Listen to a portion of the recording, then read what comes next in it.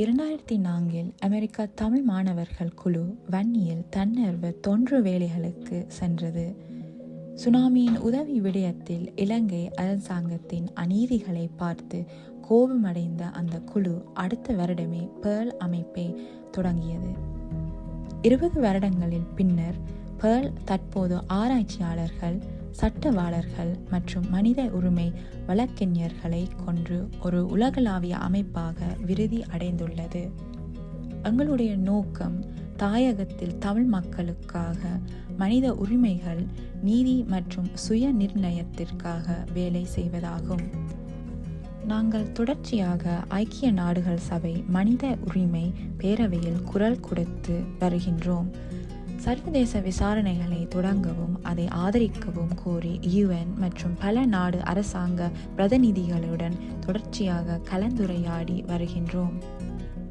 நாம் வடக்கு கிழக்கில் நேரடியாக கள ஆய்வுகளை செய்து தமிழ் தேசம் எதிர்கொண்டுள்ள மனித உரிமை பிரச்சினைகளை முன்னிலைப்படுத்தி அறிக்கைகள் வெளியிடுகின்றோம்.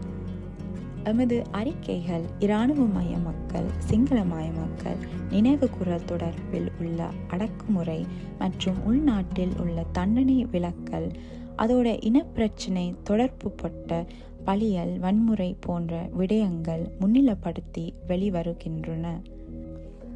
எங்களுடைய சட்ட விலக்கு ஆவணங்கள் இனவழிப்பு அங்கீகாரம் மற்றும் சர்வதேச நீதி முயற்சிகளை ஆதரிப்பதற்காக சாட்சியங்களாக அமைக்கின்றன.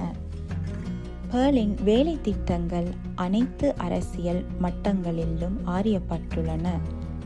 எமது அமைப்பு உறுப்பினர்கள் தொடர்ச்சியாக இலங்கை மற்றும் உலகளாவிய ஊடகங்களில் தோன்றியுள்ளார்கள். தமிழர்களுடைய போராட்டம் தொடர்வது போல பேர்லும் தொடரும். ஆனால் மனித உரிமைகள், சட்டம் மற்றும் அரசியல் தாளங்களில் தாக்கத்தை அதிகரிக்க உங்களுடைய ஆதரவு தேவைப்படுகின்றது.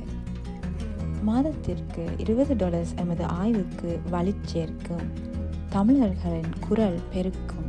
சர்வதேச நீதி நோக்கி செல்லும். எமது 20வது ஆண்டு நிறைவில் பேர்லின் 20க்கு20 திட்டத்தில் பங்காளியாக இணைவீர்கள் என்று நம்புகின்றோம்.